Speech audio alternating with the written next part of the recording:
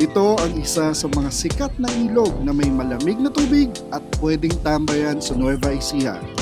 Tara, samahan niyo kami sa bayan ng Gabaldon at puntahan natin ang Bupenga River.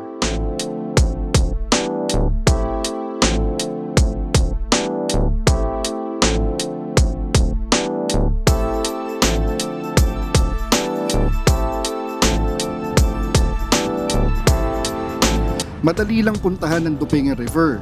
Pagpasok mo ng marker ng bayan ng Gabaldon, ilang minuto na lang at makikita mo na ito. Pagpasok mo dito, meron itong environmental fee na 20 pesos per head at 700 pesos naman kung pagka-cottage kayo. Welcome to Bupenga River, pare. Bumalik ulit kami ni Mrs. Bo dito sa Bupenga River. First things first, hindi pa kasi kumpleto yung ano namin, yung mga dala namin. Kulang kami ng yelo at saka ng yun yellow and uling. Itong lakad namin na tong pamilya biglaan lang, kumbaga short notice. Parang light bulb idea lang ni Mrs. Boone ako, mabakasyon nga at nandun sila sa tindahan ngayon, maggala na rin tayo puntang Bupenga para masaya. Kung kulang man ng supplies na dala mo, makakatulong sa iyo ang mga sari-sari stores na makikita mo sa lugar. Dito na nga kami bumili ng yelo at uling. So, dito tayo sa cottage number 20, pare. Sakto, meron na nakapormang ihawan. So, okay na. And the cottage is medyo malapit sa liguan, yung nasa ilalim ng tulay, para mamaya malilim at saka malamig. Oh shit. Ay, yung galing no? Meron silang table na para sa mga higaan. So may lalagay yan, Bu. Nak, tara. Anuhin natin yung iba pang gamit dun. Oh.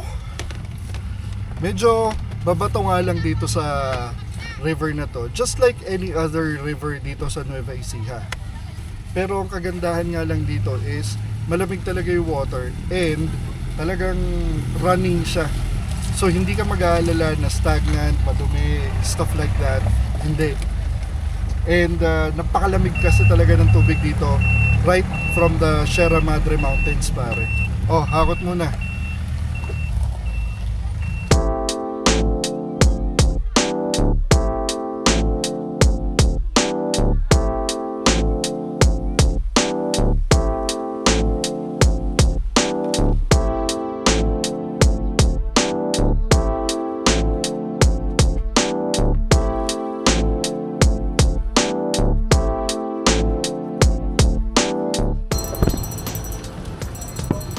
Na muna natin ang breakfast. Spaghetti, pa.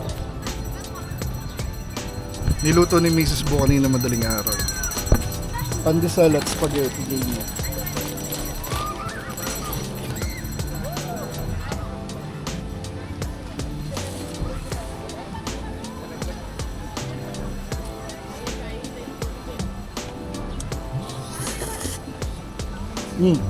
Ito yun, mas masarap yung meat sauce. Hindi kasi kami fan ng ng yung sweet style na spaghetti. Pero walang lamig yan. Mas prefer namin yung medyo maasim, parang Italian style.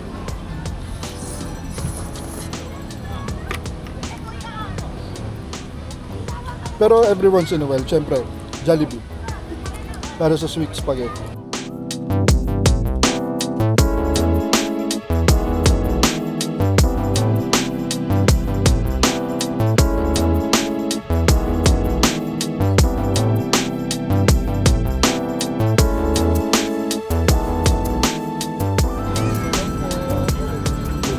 Medyo mainit na, pare.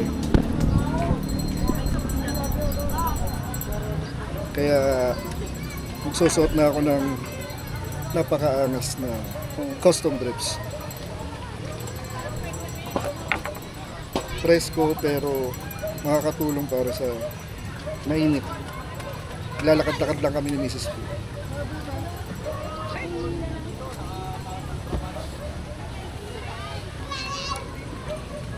Yung pocket na to napaka-handy. Phone. Bigay mo dito pare. Diba? Sakto lang wala. Let's go.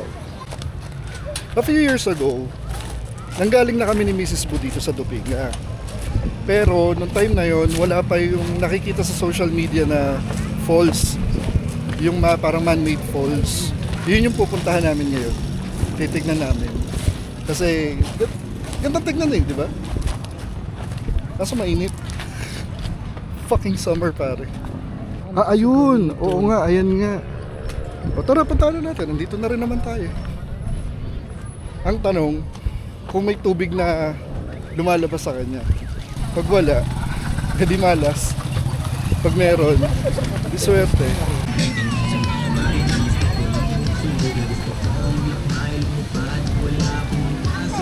Para yun yung man-made falls para na nagpapasikat ngayon dito sa Dupinga River. Katulad ng sinabi ko kanina, a few years ago nung pumunta kami dito, wala pang ganyan. Actually, hindi pa umaabot dito pare. So nakakatuwa lang kasi, di ba? May added stuff, di ba? Astig pare. Ang galing.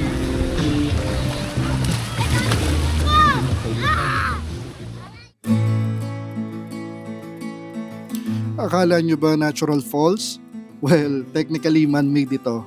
Marami ang nagtatanong, sino ba ang gumawa nito? Hindi ito basta dekorasyon lang. Ito ay bahagi ng Dupinga Mini Hydropower Project.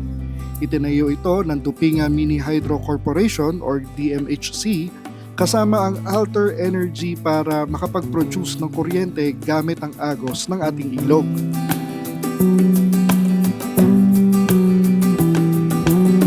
Yung tubig na bumabagsak na parang falls, overflow lang yan mula sa kanilang mini hydropower plant. Sobrang lamig at linaw ng tubig dito dahil galing ito mismo sa Sierra Madre. At ang maganda pa, runoff river ang design nito kaya hindi kailangan ng malaking dam. Pinapadaan lang ang tubig para makagawa ng kuryente tapos balik din agad sa ilog.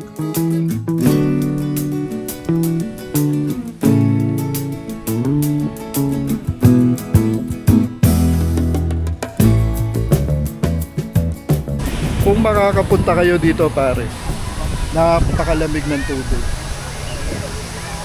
Ang sarap, lalo na ngayong summer, napakasarap. Tipong nakababad ka lang sa water. Tapos maagos yung malamig na tubig sa katawan. Tig pare. So babalikan na muna namin yung anak namin pare. Niwan kasi namin siya doon sa tent. Tinanong namin kung gusto sumama para makita to. Alam mo naman, teenager, yung mga teenage angst pare. So hindi daw muna siya sama. Siya na lang daw ang bantay ng gamit. Natuwa ka naman ba doon sa falls? Ang cute eh, no? Oh, mainit lang talaga. Siyempre, what do you expect? Pero lamig ng tubig. Kaya kung trip mo talaga mag-relax, makakapag-relax ka naman din talaga dito. Although, kung public domain to, may mga tao na may daladalang luknuko ng laki na speaker, papatugtog. Yun lang. So, sa bagay, sabi ko nga sa mga previous videos ko, ang paghahanap ng kapayapaan, nasa sarili mo yan. Kahit gaano kagulo ang paligid, pare. If you wanna find peace, regardless of the chaos, pare, makikita at makikita mo yan. Ito yung kape kanina ni Mrs. Bu. Yung hot coffee. Hot coffee yan. Nilagyan namin ng yelo. Ayan. Magiging iced coffee na siya. So, saktong-sakto sa mainit na panahon.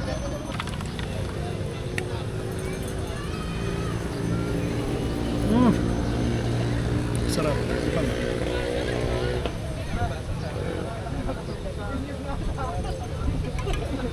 Di ba? Konti pa? Konti pang lamig daw. Pag nalito ka para sa mga ganitong river, kanya-kanyang diskarte talaga to relax. Tignan nyo sila, di ba? Camping chair, babad sa tubig, chill. Ang galing pare. Hindi ko alam pare kung anong meron sa outing at saka liempo na inihaw. Pero they go hand in hand. Parang naging tradisyon na rin ata or what. Pero wala lang. Nakakatuwa lang. Magluluto ka sa pagkakampingan nyo or sa tatambayan nyo na spot and then fresh yung kakainin right off the grill, di ba? Parang sinagot ko na rin yung tanong ko eh, no?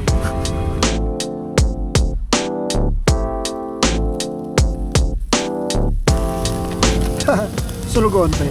Konti lang naman. Pero yun nga yung nagpapasarap dyan, yung carcinogen.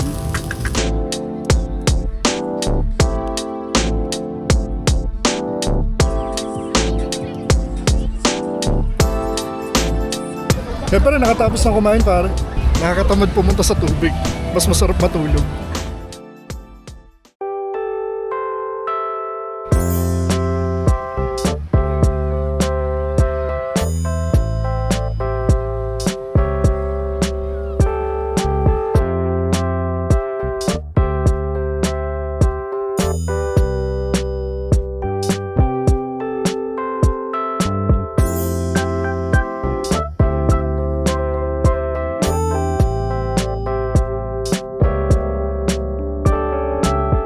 Para sa lahat itong lugar na to, walang mayaman, walang mahirap, lahat ng gustong mag-enjoy, gustong magpalamig sa init ng summer, pwede din. So magkakatalo na lang kung maarte ka or kung judgmental ka sa mga kasama mo dito sa location na to. Pero at the end of the day, lahat naman tayo naghahanap lang ng konting escape sa init at sa problema.